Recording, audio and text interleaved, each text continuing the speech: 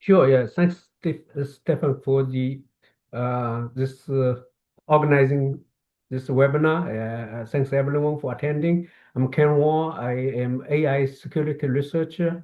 Publish a few books on the relevant field. I lead a few open source community on OWASP and also Cloud Security Alliance, focus on the different aspect of AI security. Really honored to join this webinar with Ving and Stephen. Thanks. Thanks, Ken. It's great to be in this chat with you as well. My name is Vin Sharma. I'm the founder and CEO of Vijil. Before starting Vijil 3 years ago, I was GM and Director of Engineering for Amazon SageMaker at AWS AI organization.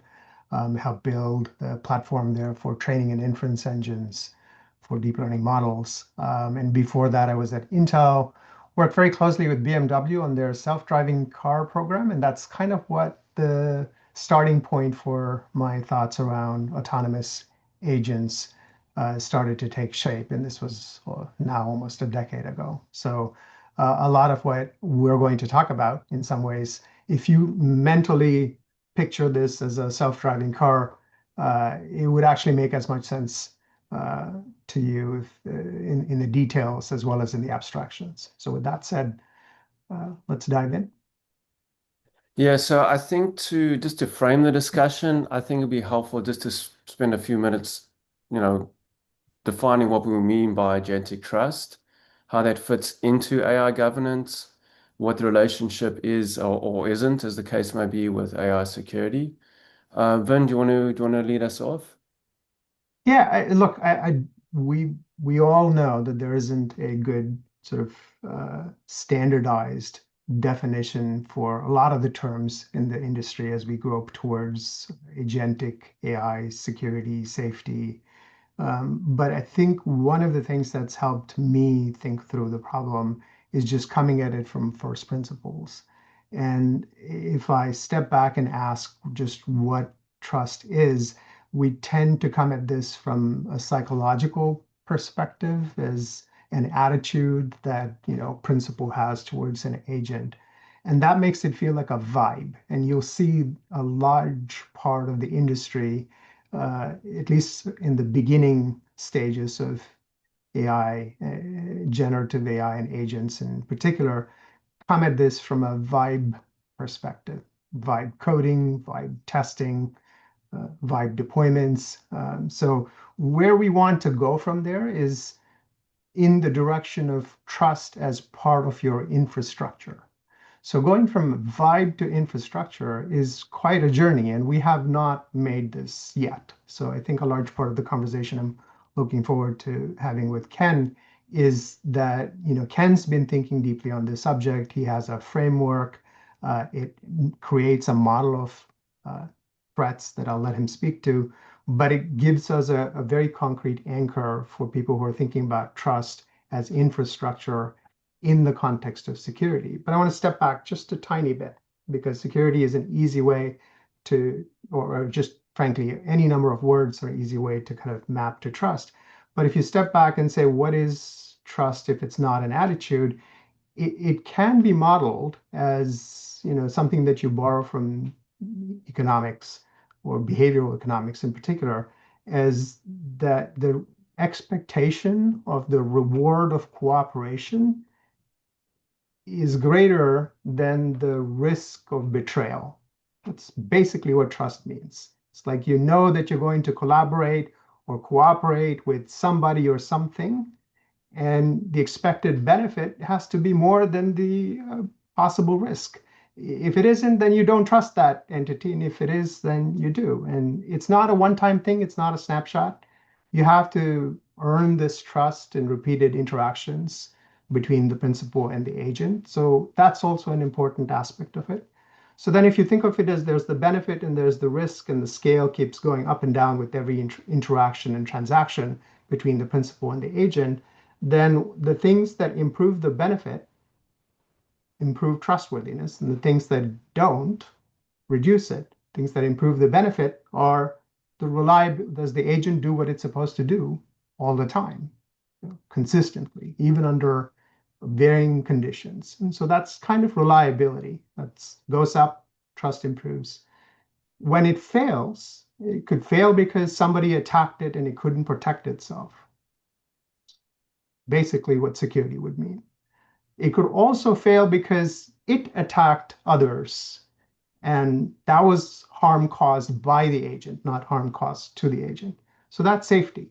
So if you put these three things together, it's, is the agent reliable? Is it secure? And is it safe?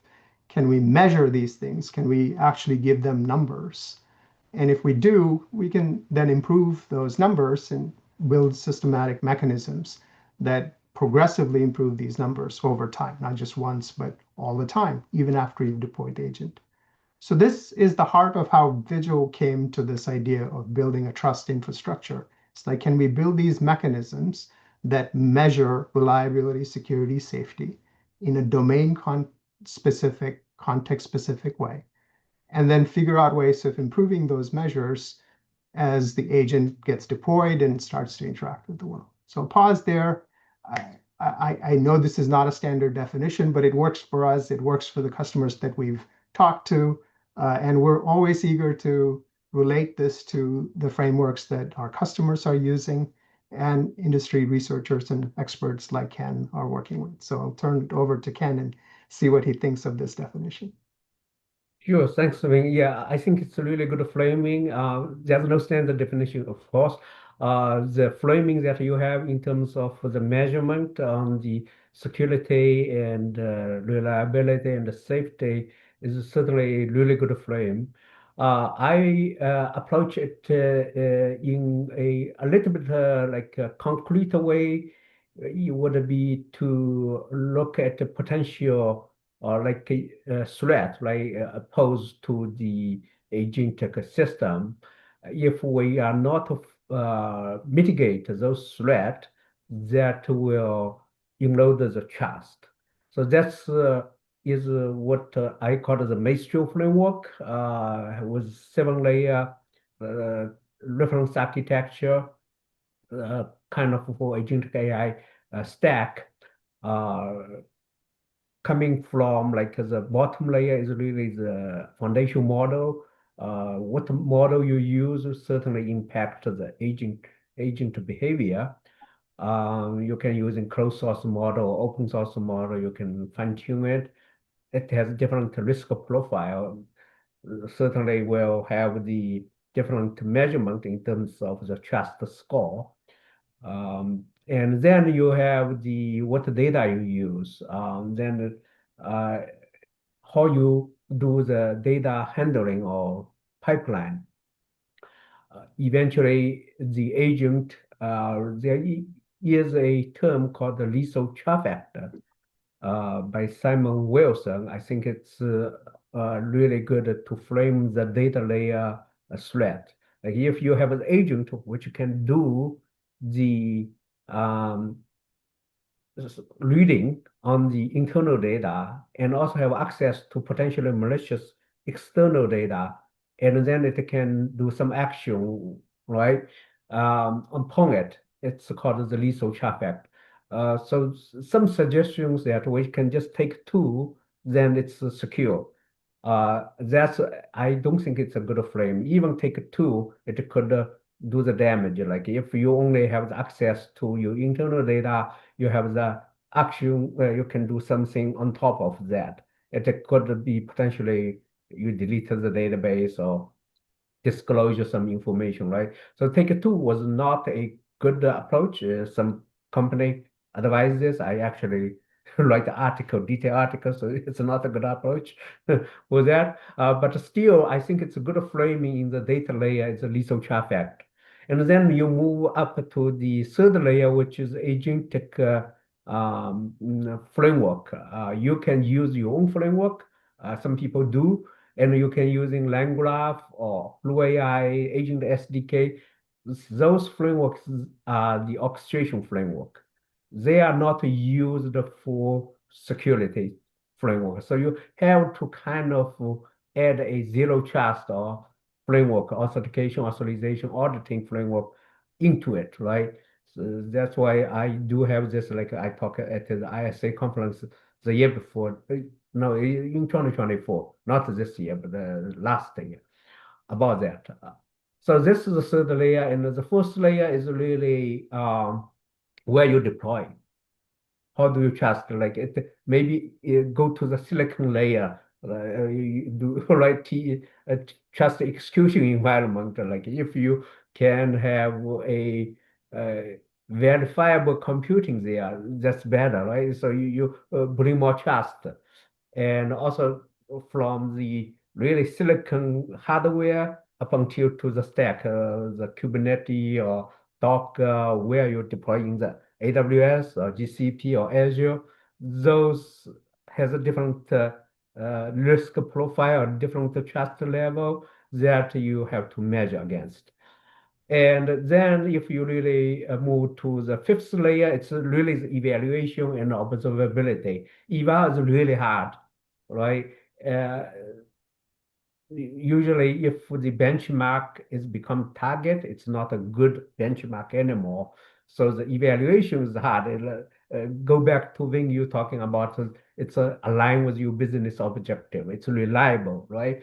This is evaluation suite. You have to maybe every change you did, model change or tool change, MCP course, you do need to do a kind of regression harness, like to replay it to see if there's any thing wrong.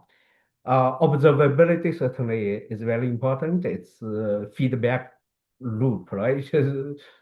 So that could have the different security profile as well. So this sixth layer, I will end soon.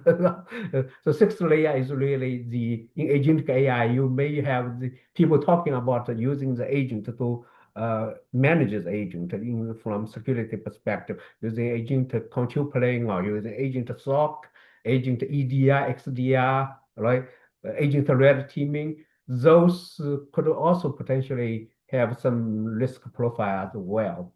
So eventually, the last layer is really the agent ecosystem. You build the agent, and agent can talk with the agent using the A2A, MCP, the other ACP protocol, right?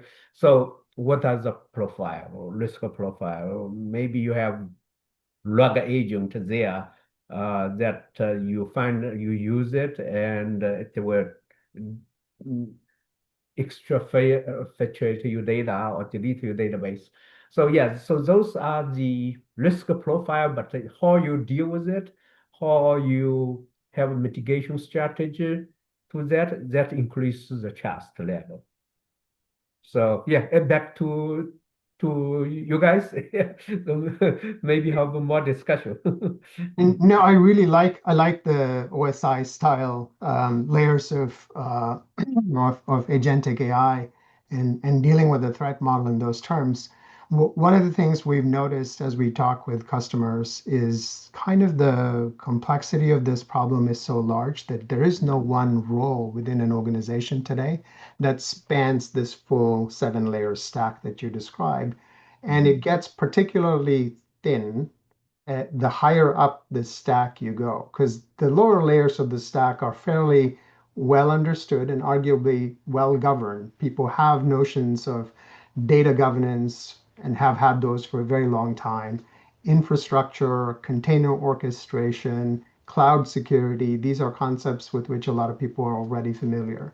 So, just this idea of taking care of the threat models at the network level, at the host level, at the container level, even at arguably some parts of the data and the model level, even foundation models, and certainly Anthropic, OpenAI, and other builders of frontier models are paying a ton of attention to these aspects of it with mixed success.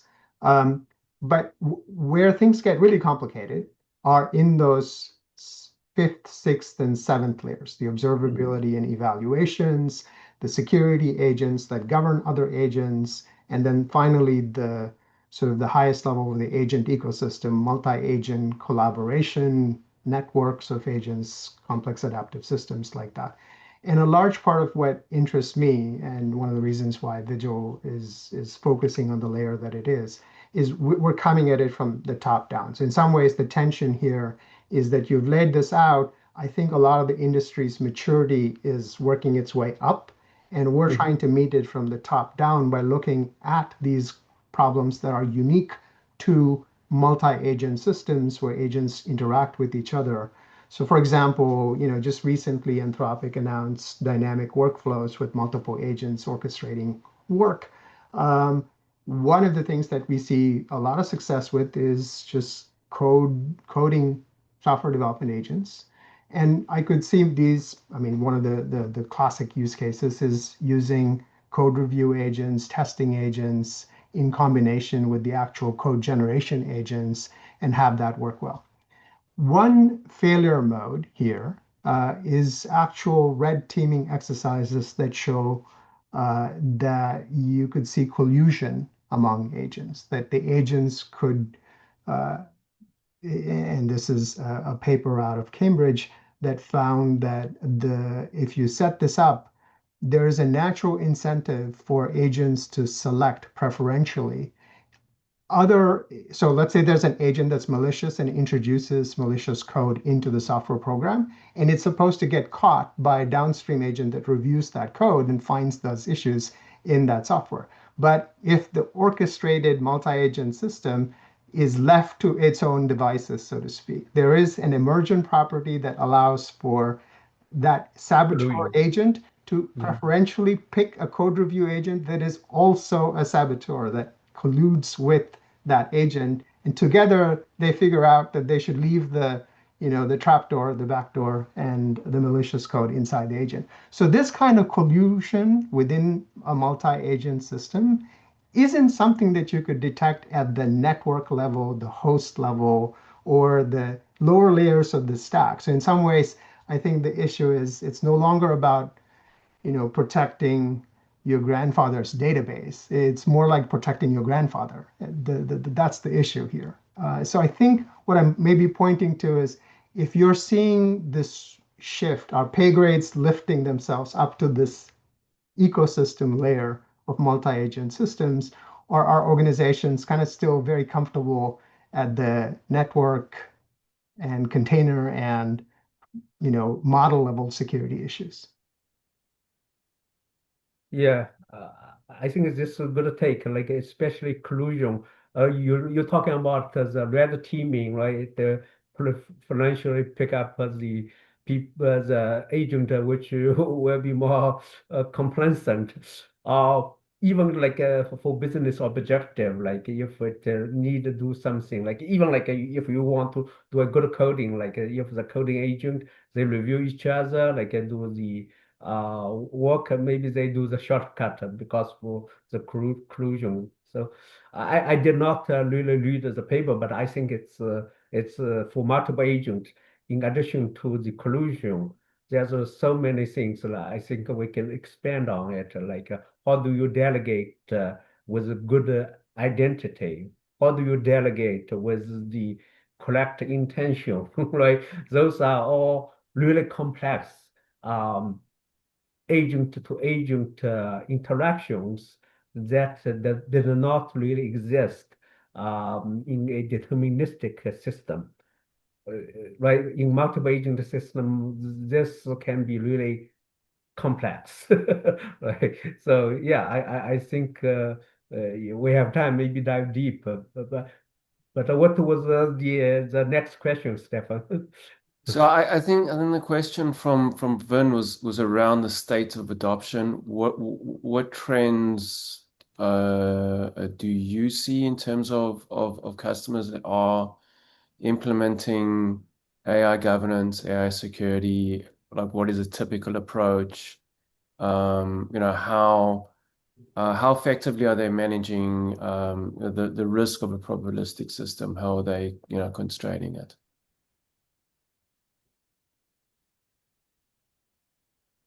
Is I, it just yeah, Ving, you go ahead. oh no, it's just I think what we're trying to figure out really is kind of the role within the organization where this belongs, and there seem to be at least three stakeholders, right? So there's one, let's say the role of the organization are the people building the agents. so agent developers. And there's an abundance of tools to build agents. And as you said, frameworks are evolving. And just my experience with having worked with deep learning frameworks is that developer adoption of frameworks is very fickle. It starts out with one thing and it looks like it's going to get popular, and pretty soon, a new framework comes along that offers better affordances, better features, and very quickly everybody shifts. So frameworks are a moving target, but the agent developers have them, and that's one constituency. The other are the business owners who actually put these agents into production. It's the actual workflow, the context in which the agent will be deployed into use, and they have needs and they have expectations of what a good agent is and something that they can trust.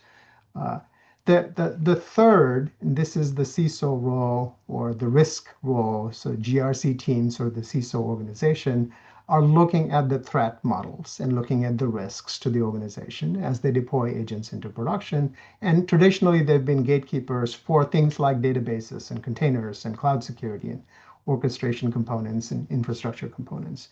But as you now look at AI, I guess the big split for me is people who look at it from a black box perspective and those that come at it as a white box. It's like, is this just an asset class like every other? And if I put some guardrails around it on the input and the output, I'll call it a day. It's just, protected.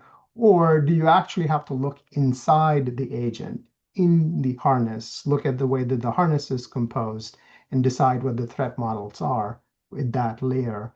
And so I think part of what maybe we're curious about as we talk to customers is just your vantage across a number of enterprises and organizations is that are the roles changing? Are people more, what's unique about AI agents that's forcing people to reskill, to rethink how they do security? Or is it enough to just do guardrails? And Yeah. Yeah, I think this go back to our major theme of this webinar is this enough, right? How much is enough? So in the open source community that I involved, one of the kind of work we did, it is a cloud security alliance. It's a AI organization responsibility working group. We published a few paper, and one thing is we're trying to find out is a RACI model. It's like right, who's responsible, who's accountable, who is consulted, who is informed, and we find that different organization has different models. So we basically create a matrix somehow, trying to map it, but it's not standard, right? There's no like the large organization certainly has a more elaborated division, right? Between responsible AI team, red teaming, right, and the business team, the research team, and the small organizations, they may just have the InfoSec team looking at the agentic AI or the data team, right? Data and AI team. So it's still, I would say, we try to build the best practice there, but there's still no standardized way to say this RACI model work perfectly for certain organization. I think it's really depends on the organization's current um, structure there. But one thing we do feel that it's really important that the current security programming program in terms of the GRC and how do you deal with the shadow AI is not sufficient for agentic AI.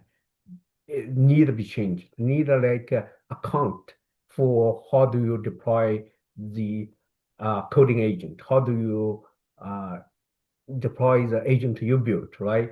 So the OpenClaw, like some people say, we ban OpenClaw, but the OpenClaw actually someone actually use it, right? So how do you just ban it, right? It's more like how do you involve like onboard the correct way, right? So there is some company I know they building the agent for the compliance.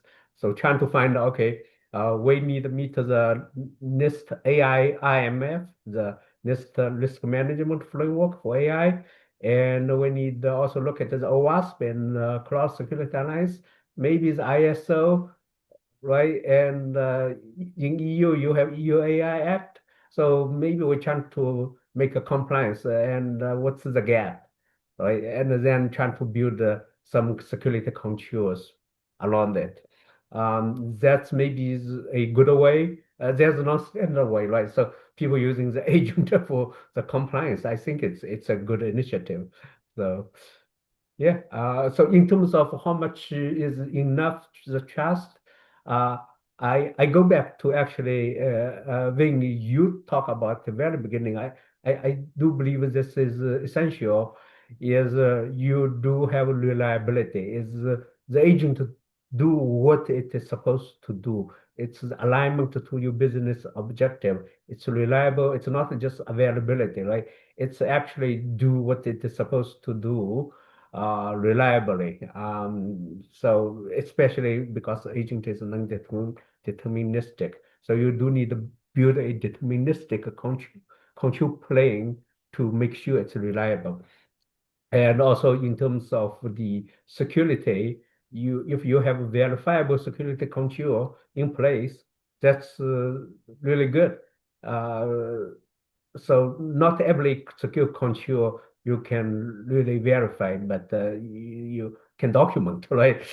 So one of initiative we are currently working on is with the Advanced AI Society. It's a, a new organization.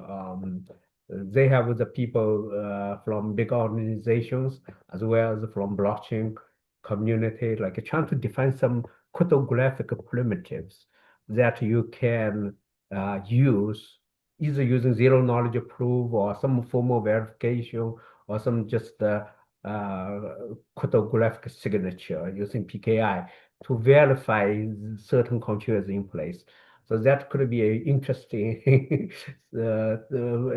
topic in the near or in the long term as well. So this is security, but eventually, yes, safety. Safety can it do harm? It can it attack the other people. So I certainly like this frame, and if we can measure it, it's even better. That's why like we have AI vulnerability scoring system. Trying to measure it, it's hard. Yeah, we have lots of debate. So we have the version 0.8 coming up, and we're trying to finalize that vulnerability scoring system before the end of this year. We receive lots of feedback and hopefully incorporate all this. Everyone interested can contribute. It's still open. It's never too late to contribute. So just a call for action here. That's great. Yeah, the score aspect of it is really important. And I know one of the intuitions that we worked out of was that when you look at trust among consumers and businesses, the FICO score has stood the test of time, so to speak, Mhm. and figuring out what the credit worthiness of an individual is as they take on a new financial burden and therefore a risk to the lender or the organization, the business.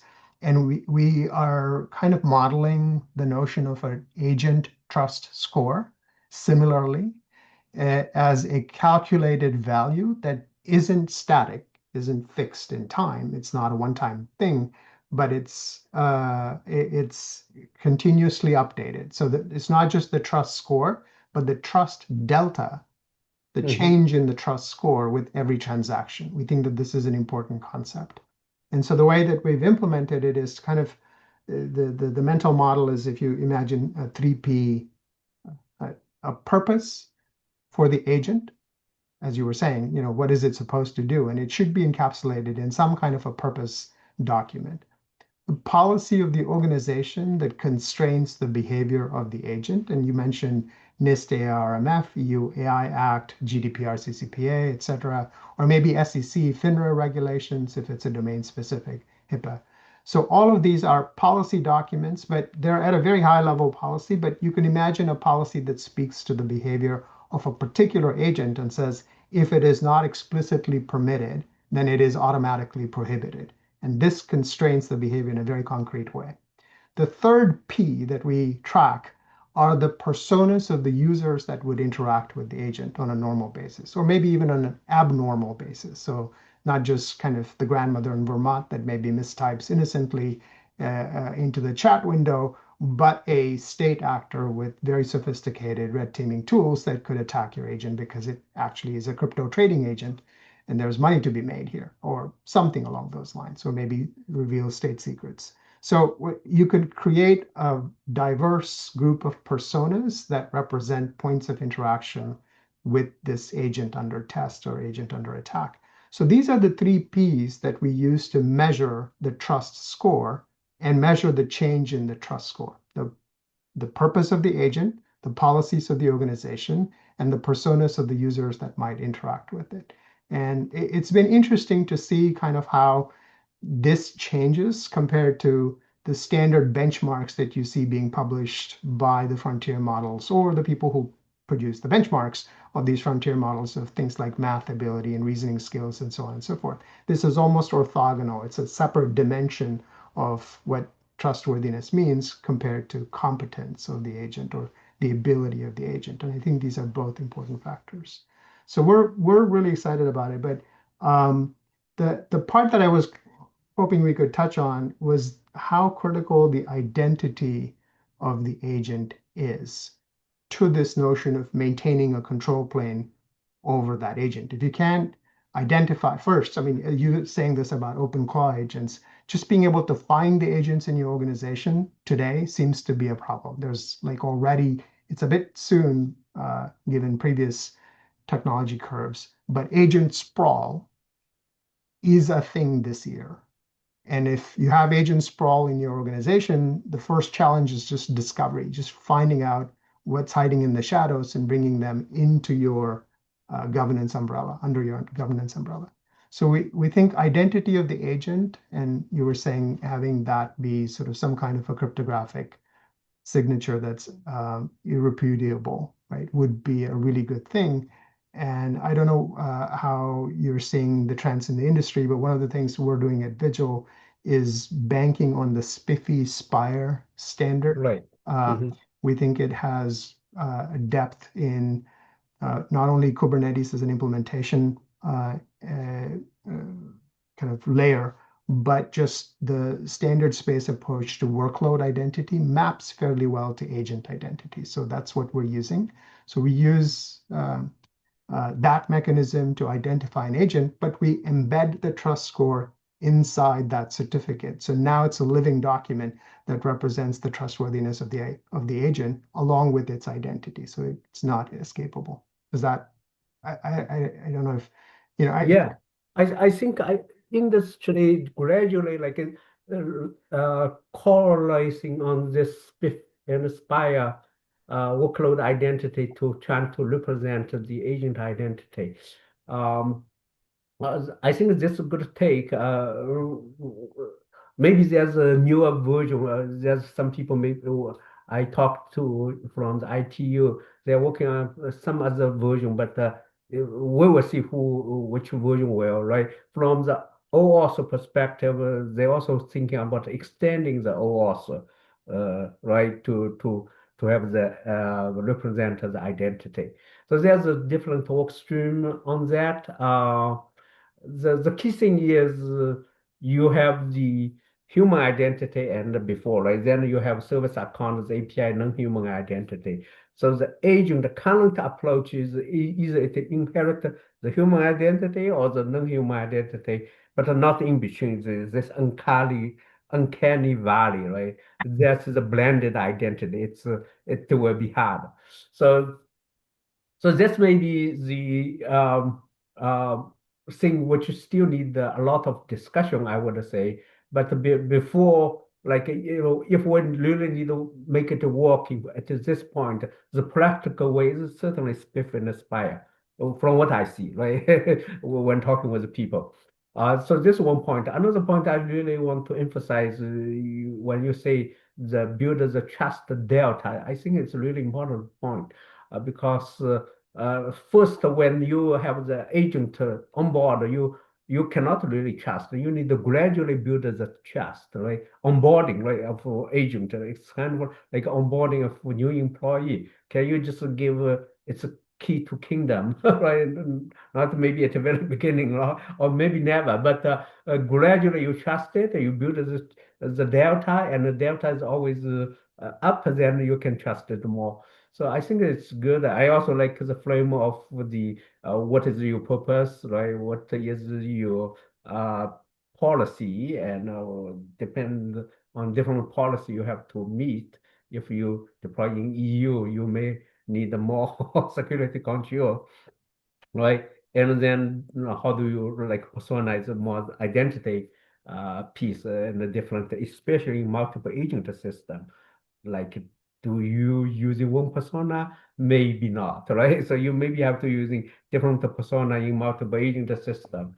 Yeah, I think it's a good approach. We publish the it is called Security Alliance. We publish a research paper, right, called the Novel Approach to Agentic AI Identity. Um, touch upon some of the key points, like the traditional identity is an unsolved problem. Now we add more problem onto it with agent, right? But the industry still need working on to find practical, not maybe the best. Once we get a practical solution to deploy it, and we can also monitor it. I think that is a practical solution, a good approach.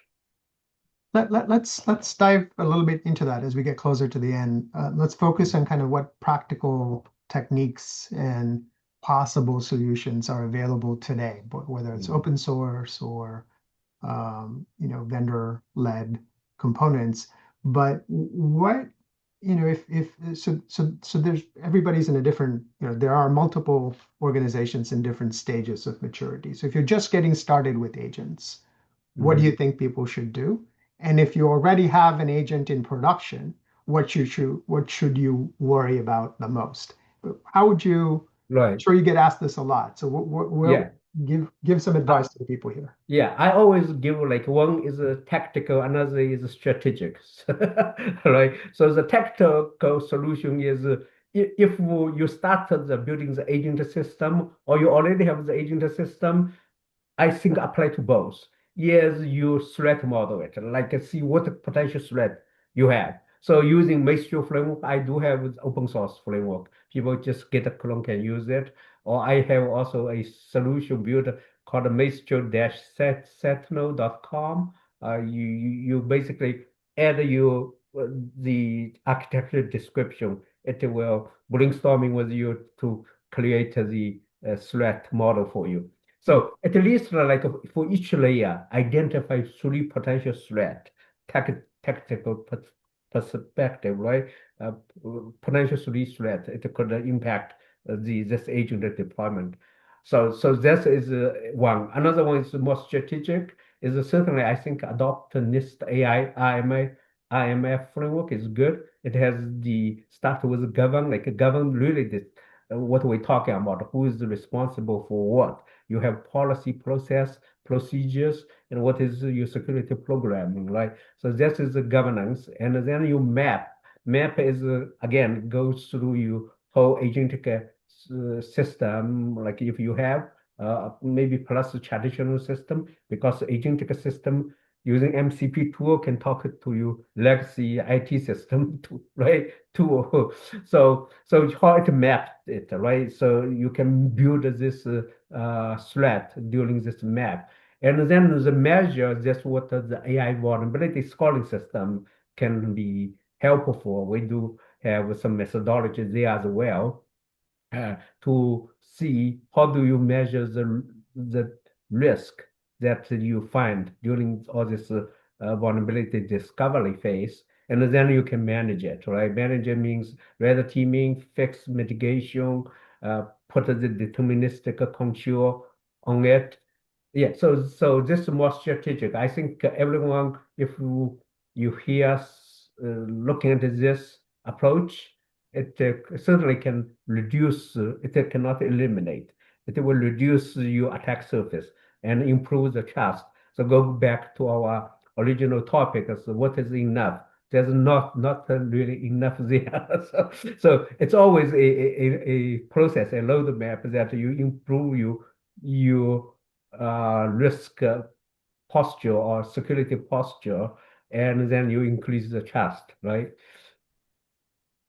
Yeah, I agree. I think my take on that, how much is enough question is that it's tempting, but it's not enough to think about trust as something that you do in development to accelerate your ship velocity. It's not enough to get an agent into production with some notion of trust and compliance as a checkbox. Right. The harder part is what happens once the agent is in production, because that's when the real world actually produces more threats than you anticipated, almost certainly. And so it's in the way that we're thinking about it, and I'd like for us to build, is to imagine that a truly trustworthy agent is one that metabolizes chronic stress into resilience, into kind of dynamic resilience. It's able to deal with the novel attacks as they emerge and address them quickly. And the pace at which it can address those novel issues and reduce the failure modes is really the true measure of trustworthiness of an agent continuously, right? So I think that if that shift starts to happen within the industry, it would be a net positive because we'll likely be able to deploy agents in more workflows, more consequential workflows, and be able to count on them, rely on them, right? So this feels like a nice place to kind of focus our attention as Vijil. But we're happy to participate. Would love to collaborate with you on standard setting, because I think ultimately a lot of the issues that we're all kind of struggling with, there could be more standards-driven approaches that would reduce the churn, reduce the confusion for customers, reduce kind of the variance in these explorations, and focus on things that stand the test of time as we go forward. So with that, maybe Steve, if we wanted to take questions from folks in the room, we'd be happy to do that. Yeah, so I think the first question is probably more directed at Ken, but something that Vin can respond to. Ken, you mentioned that evaluation is very hard at some point in your discussion. Moving through the MAESTRO model. The question is, how has evaluation been transformed from LLM models, which is historically what research in the industry focused on, to agents? Yeah, so I would say in the foundation model, especially some frontier model labs, they do have solid like evaluation for the model. Agentic AI is relatively new, right? The whole stack. So if you just apply the evaluation framework to the model, to the agentic AI system, that's not sufficient because it can using tool, it has memory, it has context, it has autonomy. All those are it's you certainly need a new framework. So there's a lot of framework like published in different conference. Some is the machine learning conference, some is the security conference in terms of agentic benchmark. Um, what I would say is it's really hard to find a generic uh, framework for agentic AI or evaluation framework, which govern like all the business aspect and also for maybe for cybersecurity, there's CyberGym, lots of like harm bench. There's a different benchmark, right? It really still depends on your application. I would suggest like you build your own, you reference other people's work, but uh, kind of educate yourself. But you still need to build your own harness, your own eval framework to do it. Maybe eventually there will be some standardized way. I maybe go back to Ving. I think maybe Vijil could provide some of the tool for that. I think we separate the notion of a test suite, a set of test cases, from the engine that executes the test cases. And what we've seen in the industry so far is an abundance of those engines that can run the test cases at scale even, right?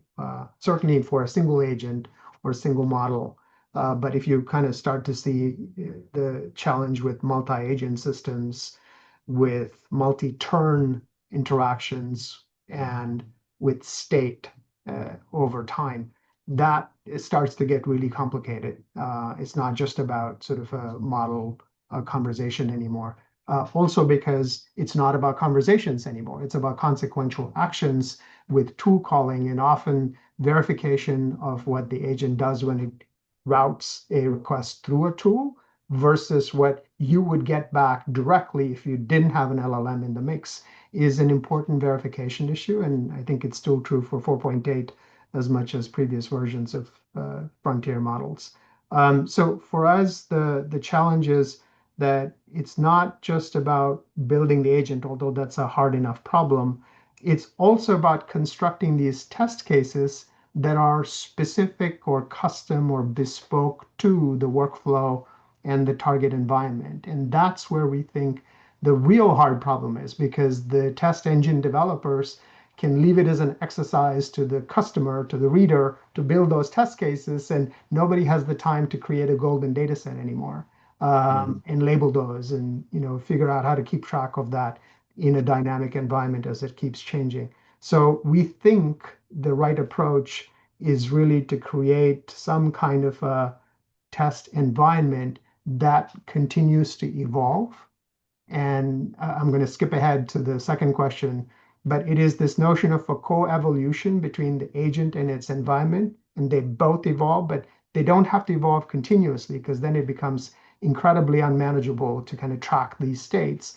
But if you did a tick-tock or a stepwise iteration, that seems like a manageable approach to figure out how to create a model of an environment that has diversity and continues to synthesize diversity and bring in new entrants, maybe other agents, right, that produce that diversity, and test your agent in that context before you deploy it into the real world. So circling all the way back to my introduction, this is pretty much how self-driving car development projects work. You have a simulation environment in which the ego vehicle is in interaction with a number of other vehicles and pedestrians and infrastructure components, roads and traffic signs.